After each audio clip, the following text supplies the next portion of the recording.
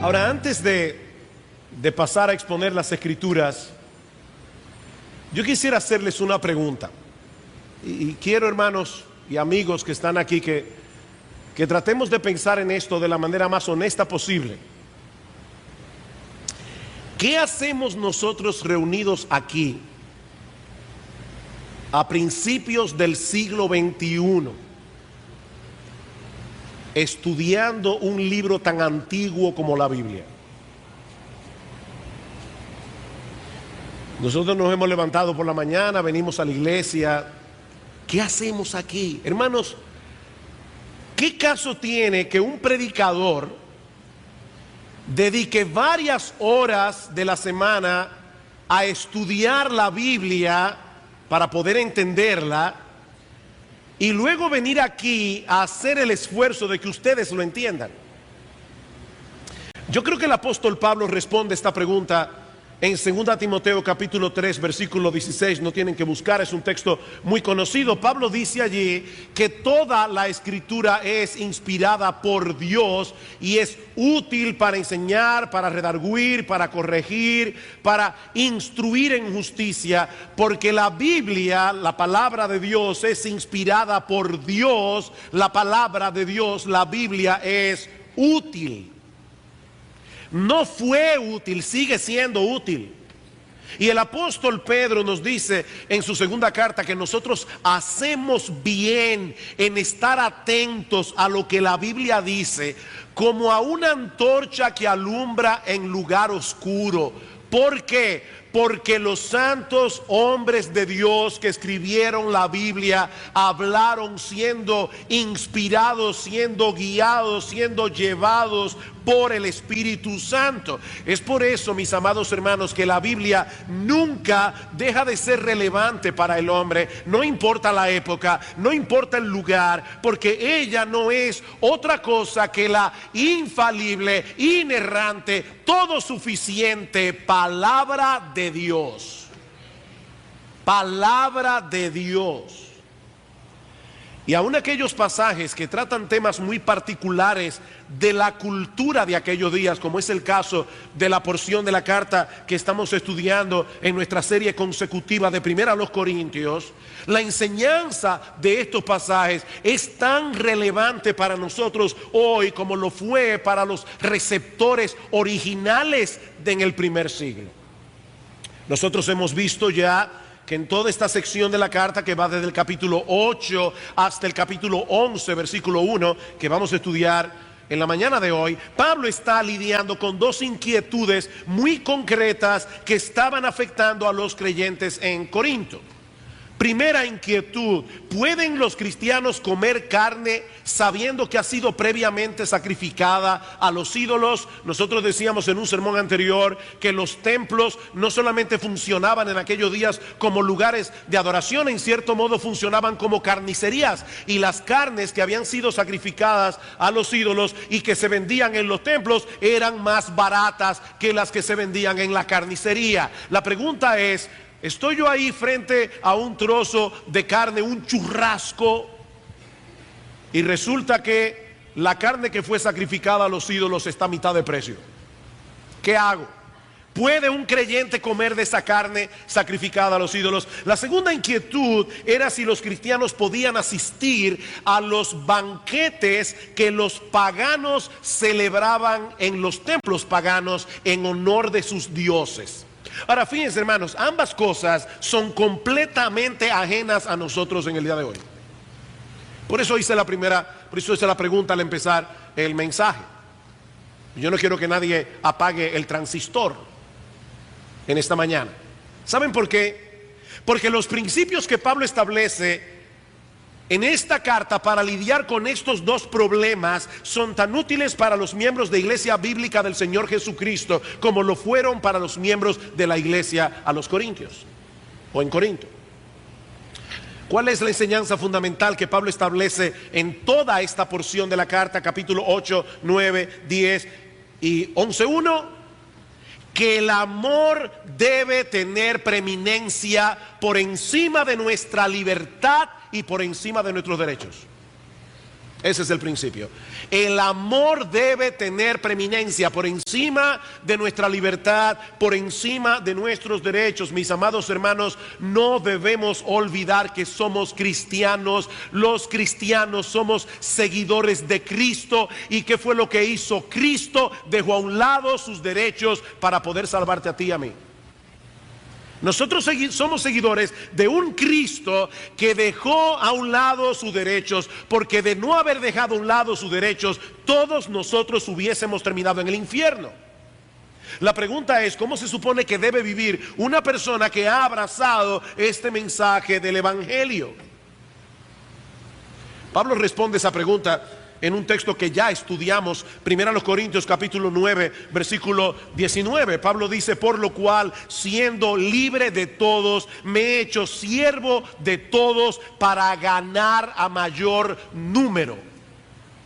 Y más adelante en el versículo 23 dice: yo hago esto por causa del Evangelio, para hacerme copartícipe de él. En otras palabras, mi amado hermano, mi amada hermana, si tú crees en el Evangelio, si tú has abrazado por la fe el Evangelio, si tú crees que el Evangelio es verdad, eso debe afectar la manera como tú vives.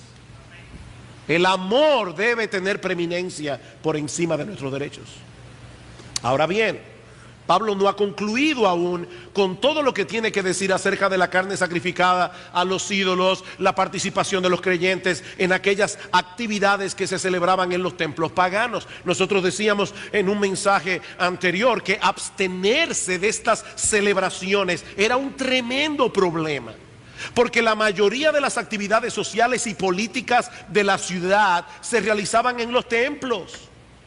Así como en el día de hoy te invitan a un cumpleaños o a una boda en el restaurante tal. Bueno, era lo mismo en aquellos días. Los templos tenían lugares apartados para ese tipo de celebraciones. La pregunta es, ¿qué debían hacer los hermanos? ¿Participar o no participar? Bueno, eso es lo que Pablo pasa a responder a partir del versículo 14 del capítulo 10.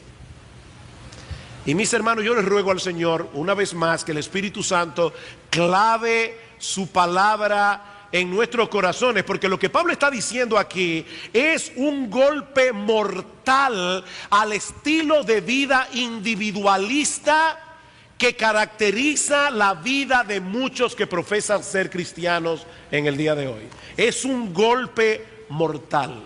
Versículo 14. Por tanto, amados míos, huid de la idolatría. Como a sensato os hablo, juzgad vosotros lo que digo. La copa de bendición que bendecimos no es la comunión de la sangre de Cristo. El pan que partimos no es la comunión del cuerpo de Cristo. Siendo uno solo el pan, nosotros con ser muchos somos un cuerpo, pues todos participamos de aquel mismo pan.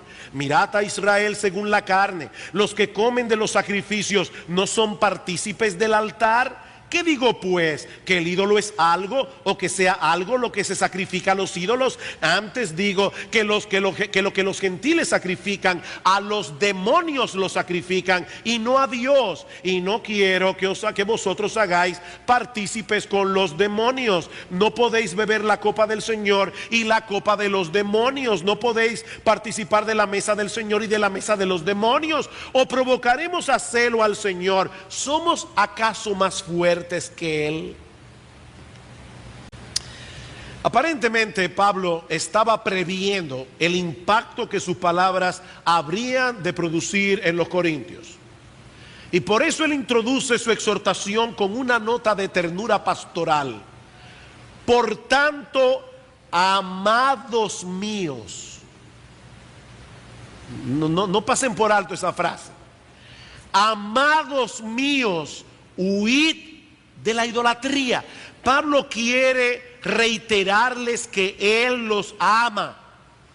Tal vez porque él tiene la sospecha de que sus palabras van a resultar muy chocantes para algunos miembros de la congregación, como yo espero, mi amado hermano, que mis palabras te choquen hoy. Yo quiero que tú salgas chocado de esta iglesia. Yo quiero que tú salgas hoy en shock de aquí, como seguramente lo fueron los corintios en aquellos días. Y Pablo le dice con ternura: mis amados, yo los amo, yo los quiero. Iglesia bíblica del Señor Jesucristo, yo no estoy aquí en esta mañana con un látigo para golpearlos. Yo quiero hablarles con amor, pero voy a urgirlos, igual que el apóstol Pablo: huyan de la idolatría.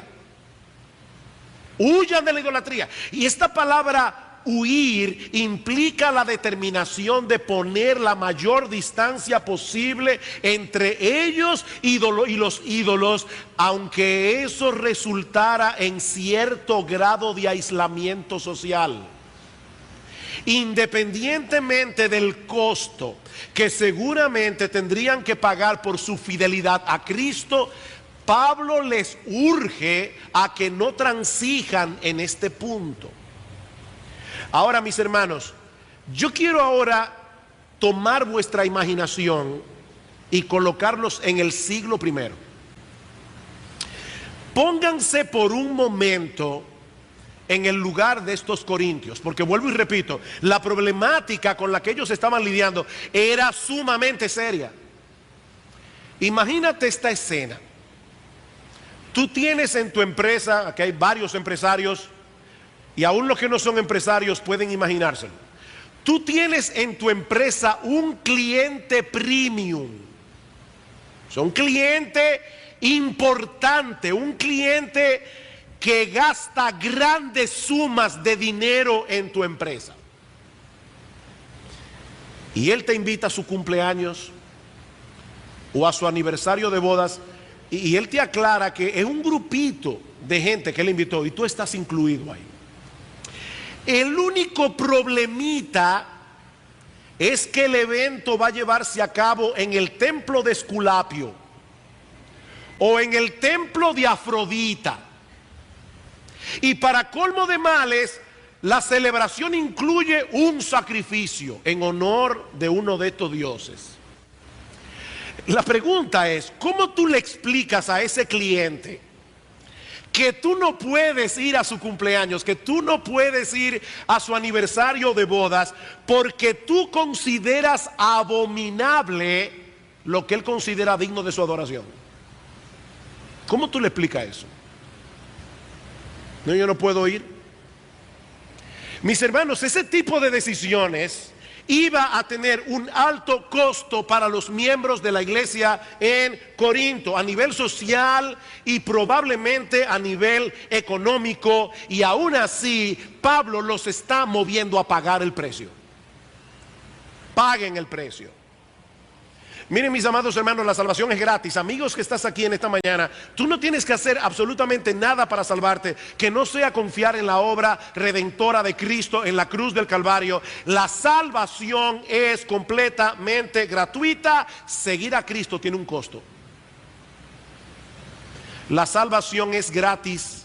Seguir a Cristo tiene un costo que todo verdadero cristiano tiene que estar dispuesto a pagar. Nosotros te estamos llamando a la salvación, pero no queremos engañarte. Cristo dijo claramente que todo aquel que no está dispuesto a renunciar a todo lo que posee no puede ser su discípulo. Lucas capítulo 14 versículo 33. Así de simple. El que no renuncia a todo lo que posee no puede ser mi discípulo. No, yo sé que ese no es el mensaje que se escucha en muchos púlpitos en el día de hoy. Porque en su afán por atraer a las personas, muchos predicadores están presentando un tipo de cristianismo sin dificultad. Un tipo de cristianismo que parece más atractivo que el de la Biblia, pero que en realidad es infinitamente inferior al de la Biblia. Inferior. Miren, mis amados hermanos, y vuelvo y repito, amigos que están aquí en esta mañana sin Cristo, tener comunión con el Señor es algo tan glorioso, es algo tan extraordinario que no importa el precio que tengamos que pagar para poder seguirlo a Él.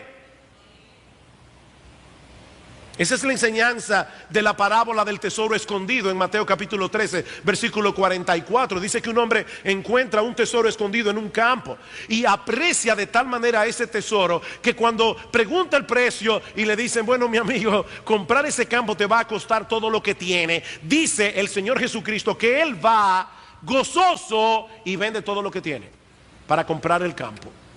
Él va gozoso y vende todo lo que tiene. Pero tener comunión con el Señor tiene sus implicaciones. Y eso es precisamente lo que Pablo quiere hacerles ver a estos corintios, y lo hace usando como ejemplo nuestra participación en la Santa Cena. Versículo 15.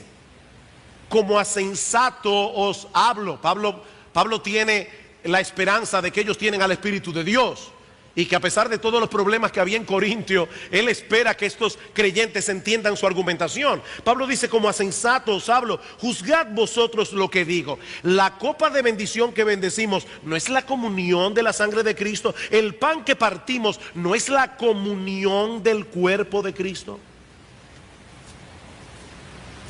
Mis hermanos, ¿qué es lo que ocurre cuando nosotros celebramos como iglesia la cena del Señor? Bueno, yo no quiero aquí atacar gratuitamente a la Iglesia Católica Romana, pero definitivamente la Iglesia Católica Romana tiene un tremendo error, y es uno de sus errores fundamentales como iglesia en este punto. Según la Iglesia Católica Romana, en la Santa Cena, en la celebración de la cena, en el momento en que el sacerdote consagra el pan, ocurre un milagro que se llama el milagro de la transubstanciación. Una palabra muy grande para decir simplemente que en el momento de la consagración, ese pan consagrado deja de ser pan para tener un cambio de sustancia, un cambio de esencia. Deja de ser pan para convertirse literalmente en la carne de Jesucristo. Y el vino consagrado deja de ser vino para convertirse literalmente en la sangre del Señor. Ahora, yo le decía a mis estudiantes de Logos, providencialmente me tocó hablar de la transubstanciación este jueves pasado, y yo le decía que la Iglesia Católica Romana no solamente enseña que hay un milagro allí por el cambio de sustancia, sino también porque aunque el pan se convierte en carne y el vino se convierte en sangre, hay otro milagro en la misa, y es que el pan sigue sabiendo a pan y el vino sigue sabiendo a vino. O sea que es un milagro doble, porque cambia la sustancia, pero no cambia ni el sabor, ni la textura. Parece pan y parece vino, pero es carne y es sangre. Por supuesto, una cosa que muchos católicos no saben es que en el estómago ocurre otro milagro, y es el milagro de la destransubstanciación, a través del cual la carne vuelve a ser pan, el vino vuelve a ser vino, porque eso va a pasar por el tracto, y ya ustedes saben todo lo que ocurre. Y ellos no pueden ni pensar que al cuerpo de Cristo le ocurra eso. Ahora, ¿es de eso que Pablo está hablando aquí? No. No, Pablo no está hablando de ninguna transubstanciación. Pablo está hablando aquí, y esto es importantísimo, Pablo está hablando del impacto que debe tener en el creyente el hecho de participar con fe en la Santa Cena, por lo que esos elementos simbolizan: el pan y el vino. ¿Qué fue lo que ocurrió en la cruz del Calvario? Que la ira de Dios en contra del pecado y el amor de Dios por su pueblo escogido se encontraron frente a frente y se besaron. Eso fue lo que ocurrió. En el Calvario, la ira de Dios y el amor de Dios se encontraron frente a frente y se besaron en la persona de Jesucristo. Dios no puede pasar por alto el pecado.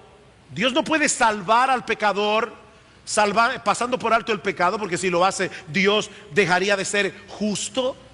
El pecado tiene que ser castigado. Pero en un acto de amor inmensurable, imposible de entender, Dios, el Hijo, se hizo hombre para poder sustituirnos en esa cruz y recibir en su propia carne todo el peso de la ira de Dios que nosotros merecemos. Por eso yo les digo que en la cruz convergen la ira y el amor. La ira y el amor. El perfecto hijo de Dios, se hizo hombre perfecto, vivió una vida perfecta y luego llevó a cabo un perfecto sacrificio a través del cual y por medio de la fe Él provee a los salvados, a los pecadores, perfecta salvación. Eso fue lo que ocurrió en la cruz. Y eso es lo que celebramos en la cena. Entonces, lo que salva al pecador no es comer el pan o beber de la copa. Lo que pasa, lo que salva al pecador es apropiarse por la fe del sacrificio que esos elementos simbolizan. Y al hacerlos por fe, nosotros estamos teniendo verdadera comunión con ese Jesús que nos amó con un amor tan costoso. Voy a poner un ejemplo aquí. No quiero avergonzar a mi esposa, ella no sabe que yo voy a hablar de esto, pero es que se me ocurrió esta mañana. Cuando yo vivía en Guatemala hace muchos años atrás, Gloria y yo no éramos novios todavía, pero vamos a decir que ya mi corazón estaba atrapado. Y yo esperaba con ansias la carta que ella me mandaba cada 15 o 20 días. Yo soy muy emotivo en algunas cosas, y esa es una de ellas. Tan emotivo que de verdad, a veces cuando llegaban las cartas de Gloria, yo me emocionaba tanto que hasta náusea me daba. Pues resulta que un día, y es importante, yo no estoy haciendo esta historia gratuitamente, es que yo quiero que ustedes entiendan lo que pasa en la cena del Señor. En una ocasión Gloria me mandó dos cosas en la carta. Aparte de la carta, una foto, por cierto, Polaroid, estamos hablando del año 79. Una foto Polaroid y un cassette grabado donde ella me hablaba en vez de escribir en la carta. ¿Qué pasa en mí cuando yo veo la foto, escucho la voz?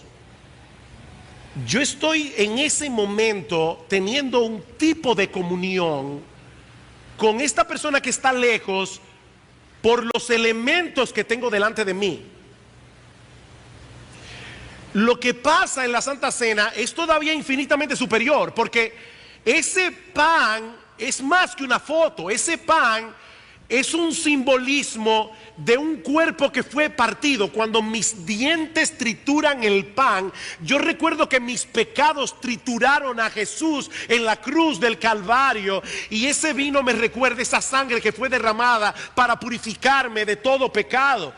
Con la diferencia, mis amados hermanos, de que en el año 79 Gloria estaba aquí, yo estaba en Guatemala, pero cuando nosotros celebramos la cena del Señor, Jesús está aquí, presente aquí. En ese momento no tiene que ocurrir un milagro de transubstanciación. En la Santa Cena nosotros tenemos una comunión especial con el Señor Jesús que no podemos tener en ningún otro momento. Es algo muy especial. Y eso a su vez fortalece la unidad de la iglesia. Versículo 17: siendo uno solo el pan, nosotros con ser muchos somos un cuerpo, pues todos participamos de aquel mismo pan. En la Santa Cena todos recordamos que individualmente cada uno de nosotros comió del mismo pan y eso nos hizo uno. Y saben que yo estoy convencido que la vida práctica de muchos creyentes sería profundamente transformada si entendieran la implicación de esta enseñanza de Pablo acerca de la iglesia local. La idea que muchos tienen de la iglesia en el día de hoy es terriblemente consumista y es terriblemente individualista. Terriblemente consumista. Por eso es que las personas hoy no quieren comprometerse con una iglesia local. Ellos van a la iglesia a escuchar sermones, a consumir sermones y a pasar un buen rato cantando. Por eso van a una iglesia por la mañana, se van a otra por la tarde. Son consumistas. Ellos usan la iglesia como si fuera un supermercado. Ellos no están entendiendo la implicación de que Cristo, el Espíritu Santo, lo llame a salvación y lo introduzca vital y orgánicamente en un cuerpo. Ser miembro de una iglesia local es algo sumamente serio. Es ser parte orgánica de un cuerpo. No venimos aquí simplemente a escuchar sermones. Hermanos, tenemos que quitarnos de la cabeza esa terrible idea consumista e individualista de la iglesia. Fantástico que tengamos Gracia TV. Si tú estás enfermo, es genial que puedas escuchar el culto por Gracia TV. Pero hay algo que ocurre aquí que no pasa por Gracia TV, mis amados hermanos. Que solamente pasa con la iglesia congregada. En el pasaje que vamos a ver esta noche, cuando estudiemos 1 Corintios capítulo 11, Pablo dice en el versículo 18: pues en primer lugar, cuando os reunís como iglesia. Cuando os reunís como iglesia. Yo puedo ser miembro de un equipo de básquetbol, y cuando yo estoy lunes, martes, miércoles en el supermercado, en mi casa, donde sea, yo soy miembro de ese equipo de basquetbol, pero yo soy equipo cuando estoy con mis otros jugadores en la cancha jugando. Entonces, claro que nosotros seguimos siendo parte de la iglesia lunes, martes, miércoles, jueves, pero hermanos, es aquí, ahora y esta tarde, todos aquí reunidos, que nosotros somos iglesia. Cuando os reunís como iglesia y Cristo viene a estar en cada iglesia local, Jesucristo por su Espíritu está guiando cada iglesia local de una manera particular. Entonces, ¿dónde debo estar yo? En mi iglesia. Cuando el Espíritu Santo viene y Cristo se hace presente por su Espíritu. Nosotros somos un cuerpo, porque todos participamos de ese mismo pan. Pablo no está hablando allí de la iglesia universal, porque la iglesia universal no celebra la Santa Cena. La Santa Cena la celebra una iglesia local, con miembros específicos, pastores específicos, líderes específicos. Cuando os reunís como iglesia, se trata de una unidad orgánica que me conecta con mis hermanos y que no me permite ser indiferente a mis hermanos en particular. Y algo similar ocurría con los sacrificios del Antiguo Testamento. En el Antiguo Testamento, los creyentes llevaban un cordero, se sacrificaba, parte de ese cordero se quemaba como parte del sacrificio por el pecado, una parte era comida por los sacerdotes, pero otra parte era comida por los miembros del pueblo de Dios. Y esa comida simbolizaba que todos éramos parte del pueblo del pacto y que participábamos del altar. Versículo 18: mirad a Israel según la carne. O sea, Pablo está diciendo, esto no es nuevo. Los que comen de los sacrificios no son partícipes del altar. Esto no es nuevo. Ahora, ¿qué tiene todo eso que ver con el tema que Pablo está tratando en este pasaje? ¿Qué tiene todo eso que ver con si voy o no voy a un banquete celebrado en un templo pagano? Tiene mucho que ver, y esta es la parte aterradora de este mensaje. ¿Saben por qué tiene mucho que ver? Porque así como en la cena del Señor nosotros tenemos comunión con Cristo y con su pueblo, así también la participación de este tipo de celebración en los templos paganos implica cierta clase de comunión con un mundo espiritual que es completamente antagónico a nuestro Señor y Salvador Jesucristo. Versículo 19: ¿qué digo pues? ¿Que el ídolo es algo? O sea, Pablo está diciendo no vayan a ese templo. ¿Por qué? Porque el ídolo es algo, o que sea algo lo que se sacrifica a los ídolos. Antes digo que lo que los gentiles sacrifican, a los demonios sacrifican y no a Dios. Y no quiero que vosotros os hagáis partícipes con los demonios. ¿Escucharon eso, hermanos? ¿Cuál es la conexión? No se hagan partícipes con los demonios. No podéis beber la copa del Señor y la copa de los demonios. No podéis participar de la mesa del Señor y de la mesa de los demonios. Miren, mis hermanos, detrás de los ídolos que la gente adora hay agentes demoníacos enredando cada vez más a las personas en su idolatría para que no adoren al único Dios vivo y verdadero. Esto es serio, muy serio. De hecho, en Apocalipsis capítulo 9, no tienen que buscarlo, pero hablando de uno de los juicios que vendría sobre la tierra, dice: y los otros hombres que no fueron muertos con estas plagas, ni aún así se arrepintieron de las obras de sus manos, ni dejaron de adorar a los demonios y a las imágenes de oro, de plata, de bronce, de piedra y de madera, las cuales no pueden ver, ni hablar, ni oír.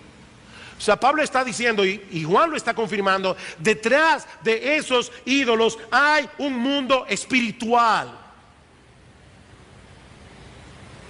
De manera que la participación de esos banquetes en los templos paganos no era algo neutral. Sus participantes estaban teniendo comunión con los demonios que alentaban esa clase de adoración idolátrica. Y eso es completamente inconsistente con alguien que profesa ser cristiano. Por eso es que Pablo dice: no podéis beber la copa del Señor y la copa de los demonios, no podéis participar de la mesa del Señor y de la mesa de los demonios. Y en el versículo 22 dice: o provocaremos a celos al Señor. Somos más fuertes que Él. Miren, mis hermanos, nuestro Dios no es indiferente al pecado de la idolatría. Los que están al día de hoy en sus planes de lectura, aquellos que están leyendo la Biblia en 2 años, están al día. Ayer leyeron Éxodo 34, ¿verdad?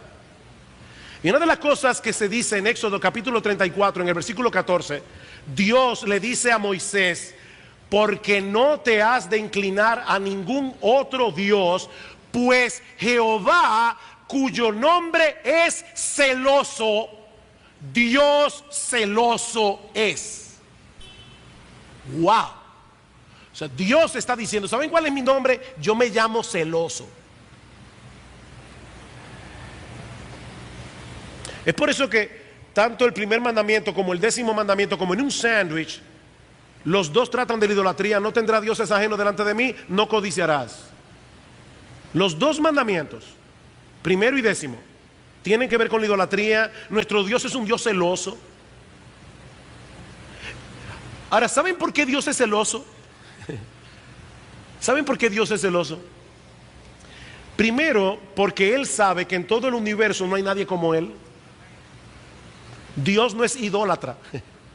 Dios sabe que en todo el universo no hay nadie ni más bueno, ni más digno de gloria, ni más digno de honra, ni más digno de adoración, ni más digno de todo que nuestro Señor.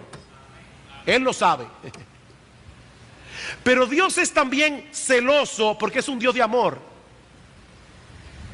O sea, Dios nos está celando porque Él no quiere que nosotros nos alejemos de Él, ni permitamos que ninguna cosa se interponga entre nosotros y Él, porque Él es nuestro sumo bien. Así que cuando Dios prohíbe la idolatría y te ordena que tú lo adores y le sirvas únicamente a Él, Él te lo está prohibiendo porque te ama. Porque Él no quiere que tú te alejes de la única fuente de todo bien.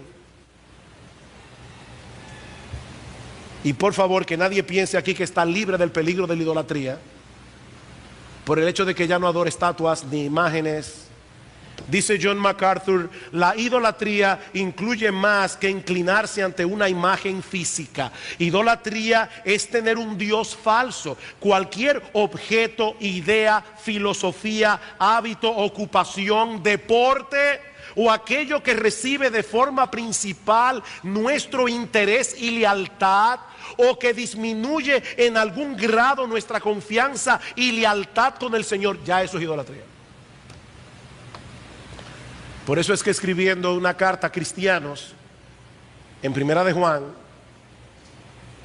Juan concluye su carta diciendo: hijitos míos, huid de la idolatría. Huid de la idolatría. Pero todavía queda un asunto más que Pablo quiere dejar en la mente de estos hermanos antes de cerrar este tema, y vamos a verlo más brevemente en el versículo 23. Versículo 23.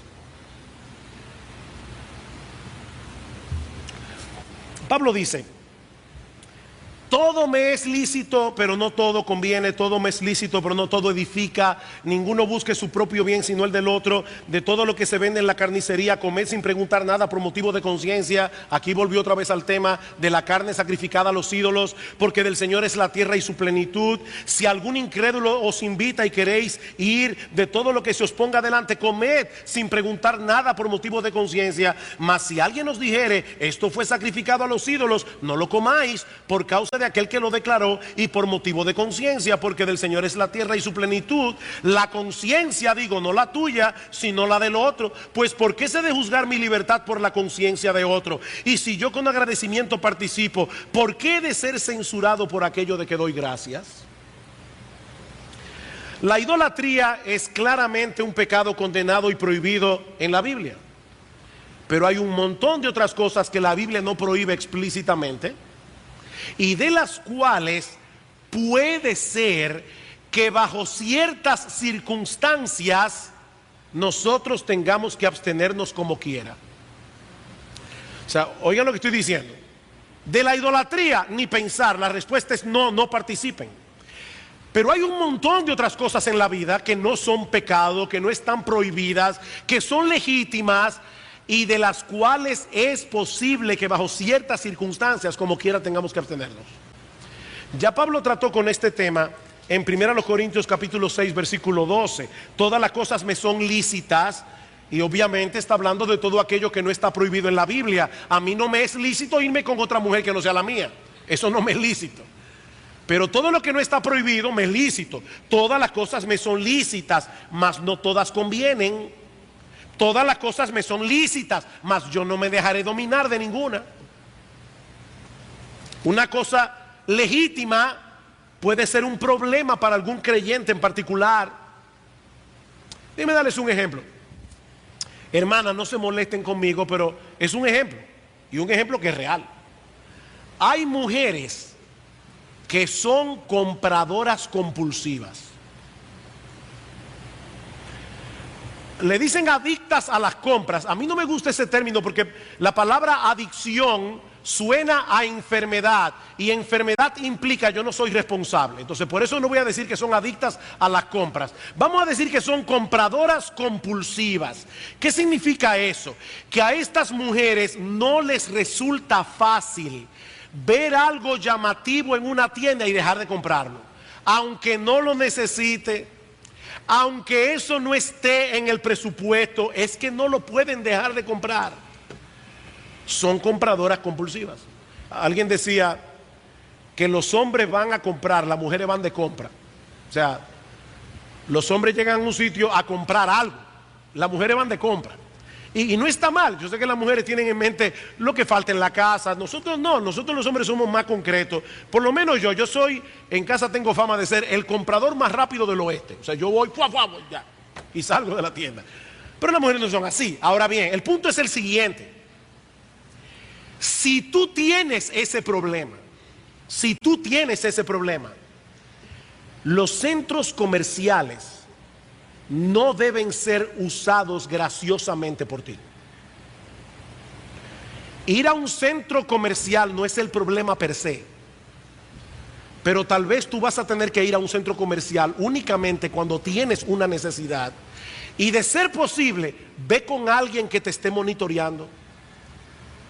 Ay, pastor, pero usted sí está fuerte. No, yo no estoy diciendo simplemente huir de la idolatría. Eso puede ser una idolatría. Eso es un ejemplo. Ahora, Pablo añade dos principios adicionales que también debemos emplear en el uso de nuestra libertad. Y yo creo, hermanos, que estos dos principios son un ejemplo de cuán radical es el cristianismo. ¿Cuáles son estos principios? Primero, debemos anteponer el bienestar espiritual de otros por encima de nuestros derechos.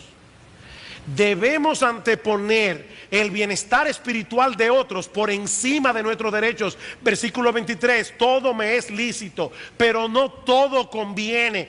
Todo me es lícito, pero no todo edifica. Ninguno busque su propio bien, sino el del otro.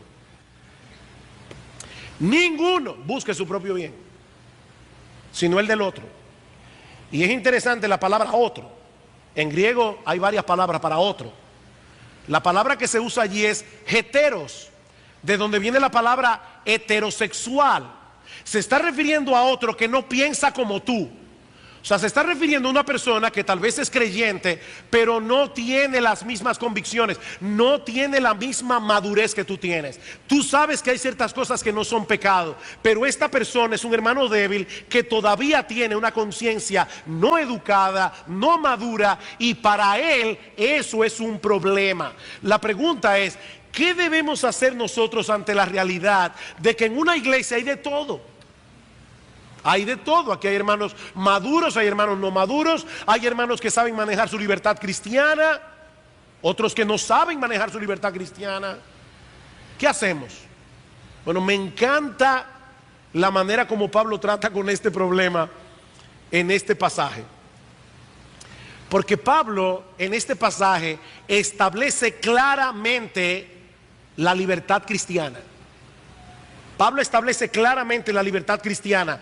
Versículo 25. De todo lo que se vende en la carnicería, comed sin preguntar nada por motivos de conciencia, porque del Señor es la tierra y su plenitud. ¿Saben lo que Pablo está diciendo allí? No averigüe mucho. O sea, tú vas a la carnicería. Escúchame, ese churrasco fue sacrificado a los ídolos, o ¿de dónde vino? ¿Vino directamente del matadero? Pablo está diciendo, óyeme, no preguntes. Compra tu carne y cómetela tranquila, que del Señor es la tierra y su plenitud. El hecho de que un pedazo de carne haya sido sacrificada a los ídolos no cambia el hecho de que sigue siendo carne. No hay nada pecaminoso en que te lo comas. Así que ve a la carnicería y de todo lo que se vende allí, compra y no pregunte. Eso es lo que Pablo está diciendo. No pregunte mucho. Eso es como el que va a la tienda. Por favor, ¿me pueden llamar al gerente? Mire, usted pagó impuestos por esta mercancía. Oye, ve a la tienda. Compra lo que tengas que comprar y no pregunte mucho. De verdad, no pregunte mucho. Entonces, para aplicarlo, ¿verdad? A un ejemplo aquí, porque mire, si usted va a una tienda y se pone a averiguar con el gerente qué pago impuestos y qué no, usted va a tener problemas. Entonces, vaya y compre sin preguntar mucho. Sigue diciendo Pablo.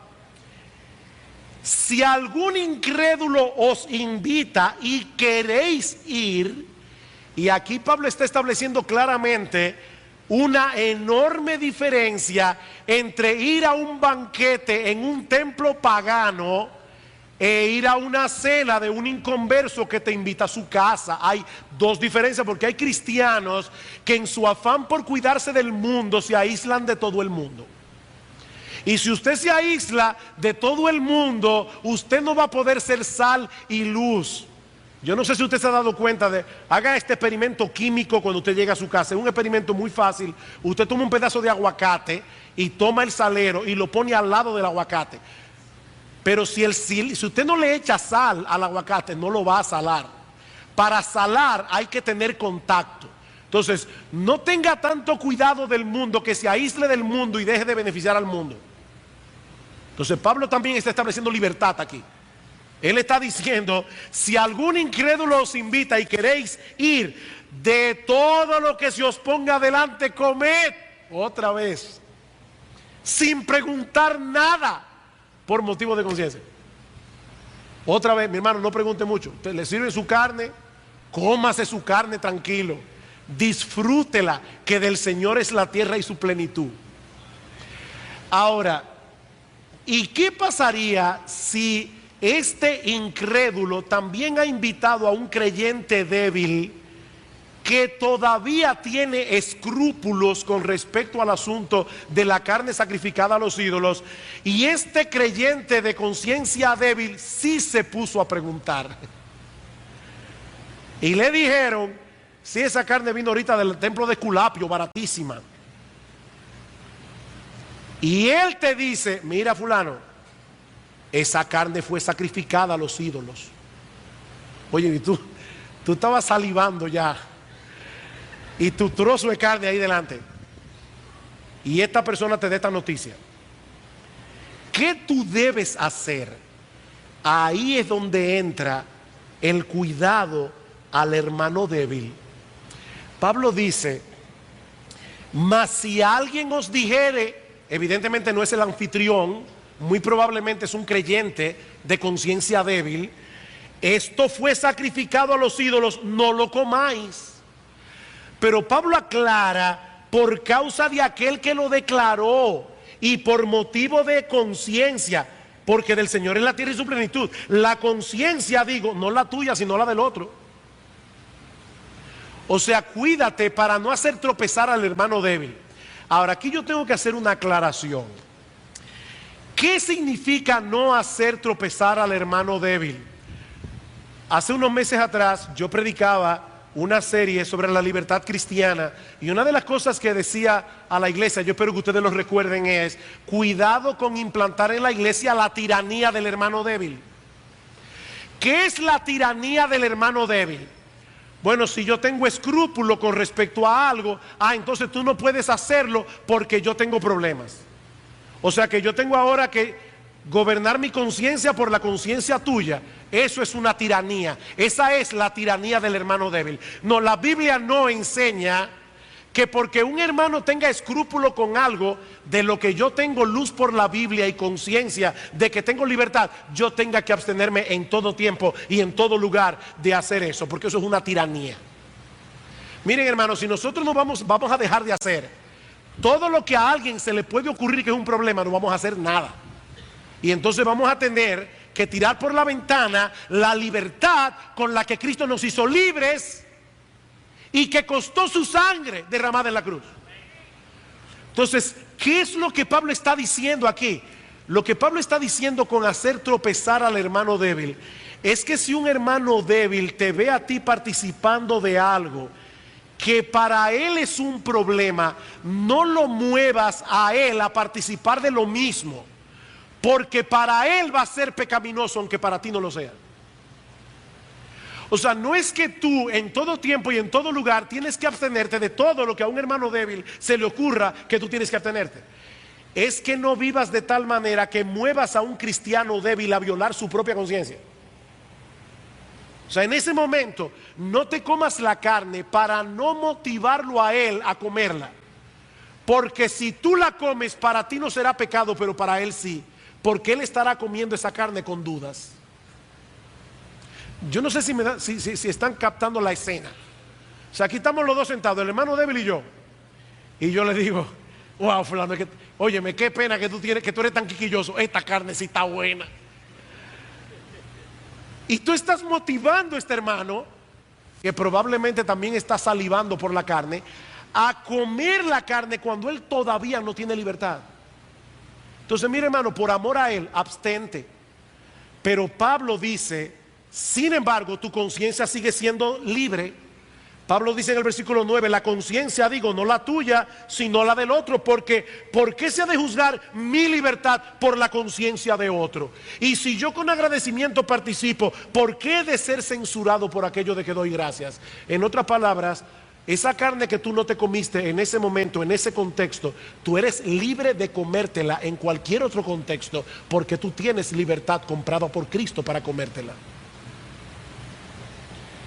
Bien, eso nos lleva al segundo principio. Y voy a ser más breve aquí. El segundo principio es, no solamente que debemos anteponer el bienestar espiritual del hermano por encima de mis derechos, sino que debemos procurar en todo lo que hacemos que nuestro Dios sea glorificado. Pablo dice en el versículo 31, si pues coméis o bebéis o hacéis otra cosa, hacedlo todo para la gloria de Dios. Y hermanos, ese es el corazón de este pasaje. Ese es el corazón de lo que Pablo ha venido diciendo acerca del buen uso de la libertad cristiana. Nosotros fuimos comprados por Cristo para vivir para la gloria de Dios. ¿Y eso qué significa en términos concretos? Porque mucha gente dice, para la gloria de Dios. ¿Qué significa eso, hermanos? Nosotros no podemos hacer más a Dios más glorioso de lo que Él es. Pero sí podemos vivir de tal manera que guiemos a las personas a reconocer cuán grande y majestuoso es Dios. Yo anoche leí, el Señor es bueno conmigo y a veces me lleva de repente sin ton ni son a leer algo que tiene que ver con lo que voy a predicar el domingo. Y anoche me pasó eso. Tarde en la noche, antes de acostarme, me puse a revisar unos sermones y de repente me encontré con esta ilustración. Digo, oh, qué bueno está esto. Voy a poner un ejemplo, algunos ejemplos prácticos. ¿Cómo tú glorificas una pintura hermosa o una pieza musical? Mírate, una pintura que llama tu atención. ¿Cómo tú glorificas una pintura? Bueno, obviamente tú no la glorificas tratando de mejorarla. Tú glorificas la pintura simplemente disfrutándola y compartiéndola con otros. ¿Verdad que sí? Tú te quedas extasiado mirando esa pintura y dices, wow, pero qué pintura más hermosa. Por favor, fulano, ven a ver esto. Eso es una obra de arte. Tú estás glorificando la pintura. O ¿cómo tú glorificas una buena comida? Te invitan a comer. ¿Cómo tú glorificas la comida que tu anfitrión te ha hecho? Tú no vas a la cocina a echarle otros ingredientes y mejorar la comida. No, tú glorificas la comida comiendo hasta saciarte y comiéndola con gusto.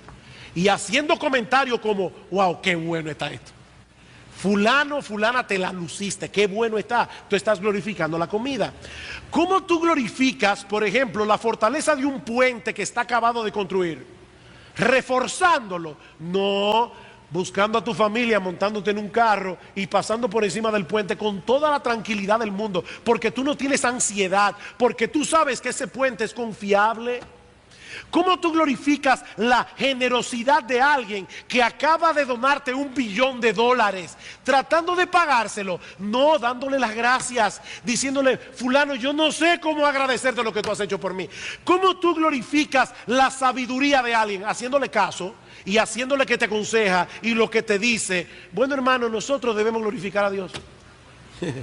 Nosotros debemos glorificar a Dios en todo lo que nosotros hacemos y la manera como lo hacemos.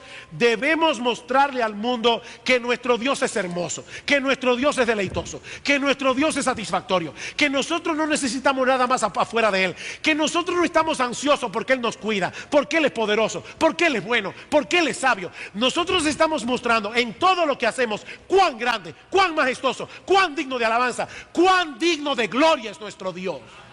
Eso es glorificar a Dios. Eso es glorificar a Dios.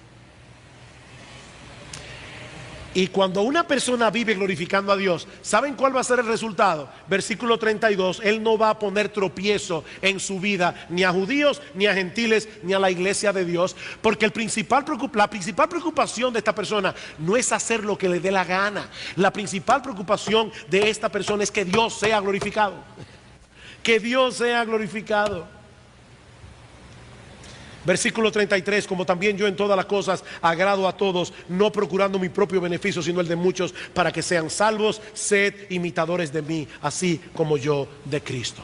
Hermanos, ¿cuál era el principio que gobernaba la vida de Cristo? La gloria de Dios y el bienestar de su pueblo escogido. Todo lo que Cristo hizo a lo largo de toda su vida y todo lo que Él dejó de hacer, lo hizo o lo dejó de hacer para que Dios sea glorificado y su pueblo sea bendecido. Y ahora Pablo dice, sed imitadores de mí en la misma medida en que yo he mostrado ser un imitador de Cristo en esas cosas. ¿Y saben qué sucederá? ¿Saben qué sucederá cuando tú vivas así? Obviamente que Dios será glorificado a través de ti, que las personas a tu alrededor serán beneficiadas. Pero ahora déjame darte una buena noticia. Mejor que la anterior, digo no mejor, pero una buena noticia adicional. También sucederá que nosotros cosecharemos como resultado una vida más plena y más feliz. Alguien pudiera pensar que Pablo está poniendo aquí una camisa de fuerza en ese pasaje, pero ¿saben qué? Es todo lo contrario. Vivir para la gloria de Dios y el beneficio espiritual de otros es disfrutar de verdadera libertad y es disfrutar de verdadero gozo. ¿Tú sabes por qué la mayoría de la gente vive vida desgraciada? Porque son unos egocéntricos, porque son unos egoístas, porque adorar el yo es la mayor desgracia que le puede pasar a un ser humano. Entonces Pablo te está llamando a vivir una vida dichosa, a vivir una vida plena, a vivir una vida feliz, viviendo para la gloria de Dios. Viviendo para la gloria de Dios. Y si tú estás aquí sin Cristo, mi amigo, ese es nuestro llamado en esta mañana. Nosotros te estamos llamando a que salgas de tu prisión. Nosotros te estamos llamando a que seas libre. Cristo dice: conoceréis la verdad y la verdad os hará libres, porque todo aquel a quien el Hijo libertare será verdaderamente libre. Nosotros te estamos llamando, amigo mío, a abrazar la libertad con la que Cristo puede hacerte libre en esta mañana, por medio de la fe. Cristo vino al mundo a libertar a los cautivos. No sigas encerrado en la prisión de tu pecado, en la prisión de tu idolatría, cuando Jesús te ofrece libertad en esta mañana. Y quiere el Señor que hoy tú puedas cantar de corazón. Mi hermano de la música, si pueden venir aquí a acompañarme, que tú puedas cantar hoy de corazón la letra de ese himno que nosotros cantamos antes de la predicación de la palabra: vivo por Jesús. Que tú puedas salir de este lugar hoy diciendo: aleluya. Aleluya, yo vivo por Jesús. Aleluya, yo vivo por su cruz.